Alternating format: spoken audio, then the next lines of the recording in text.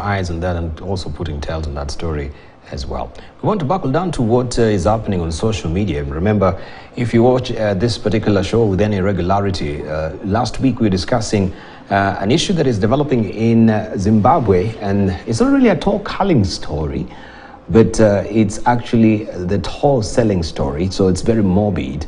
And we want just to get developments from there, and Caroline Oboye, she's here now to tell us. So this issue, it was raising concerns, but it was a fake story. As according to Asha Fox last week, it was a fake story, no any basis on it, as she said. So are there any developments? I'm here to hear from you. Yes, Dibal, this story about the toll selling story in Zimbabwe, it was really a big story that made headlines. It was talked about over the weekend, over and over. They kept on recycling it. Remember, it started in Zimbabwe and then it spilled down to South Africa, where there's, there is good market for, selling body parts. And the viral video where the person was saying, like, I sold this tow, and I was able to buy, to buy a pickup from the proceeds of the tow, and so it got people, talking because they were going for millions, between 40,000 US dollars, between 10,000 US dollars to 40,000 US dollars. So people. According to the Zimbabwean government, they said people came from, local areas in villages. They came from the thousands, from kilometers away, hundreds of kilometers away, to come to the mall where supposedly the sale of these toys was taking place, because of the harsh economic times. They were ready to sell the toys. But according to the foreign minister, in Zimbabwe, he came out and said, like, do not fall for this fake news. It's all fake news. It's a hoax. There's nothing like this happening to our people in Zimbabwe. There's nothing like Lamborghinis or Ferraris or Aston Martinis that have been bought from, what you're saying, people saying that they have bought all these cars for sale of their, toys. So it's something that caught the netizens by storm. They're still talking about it here and there, but now the Zimbabwean government has come out to label it as fake news and disinformation. And disinformation and fake news is a big part of what we have to deal with. So they're urging netizens to look out for some of this fake news that may be spread over and over time. Indeed, and we need to be careful in this age of misinformation and disinformation and deep fake videos as well, where people can actually be very gullible and taken advantage of so far. So it's good that also the government of Zimbabwe has come to clarify this as well, so that it may stop. Let's just come back home and find out what also we had, the grand march of Raila Odinga as well. This is also for conversation on social media. Oh yes, Raila's big day was yesterday.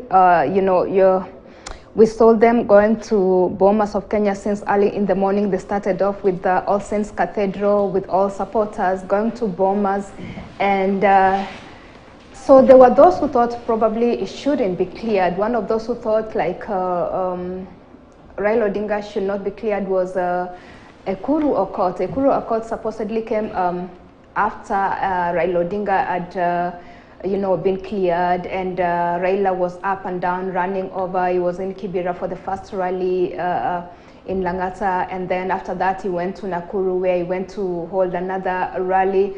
But Ekuru Aukot, when he came to be cleared in Bomas, it was not likely to be cleared because according to IEBC Chairman Wafula Chebukati, he did not present the required 48,000 signatures and copies of ID cards of those people who had endorsed his candidature to run for the presidency.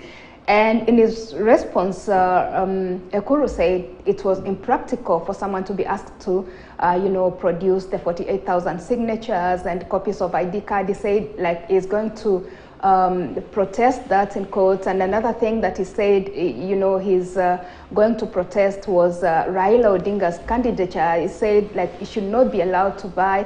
It is a state project and is using state resources to, campaign. And so it's something that we're waiting to see, like my colleague Emmanuel Toll said earlier, it's something that we're waiting to see. Is Ekuru Aukot still going ahead today, because it's supposed to be happening today? Is he going ahead with the petition, to file the petition in court? So it's something that we're waiting to see how it pans out. Remember, Ekuru is known out for pulling such stunts. Remember in the 2017, Supreme Court appeal, he also asked to be enjoined in the case that was, pitting in Raila and the NASA team. He also asked to be enjoined that. So we're waiting to see how this whole scenario pans out, Debal.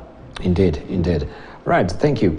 We know also earlier we were just speaking with Emmanuel Toll in regard to Ekuru Aukot and him being bad as well, and he's also moving to court to really challenge that particular specific requirement by IBC or the signatures as well.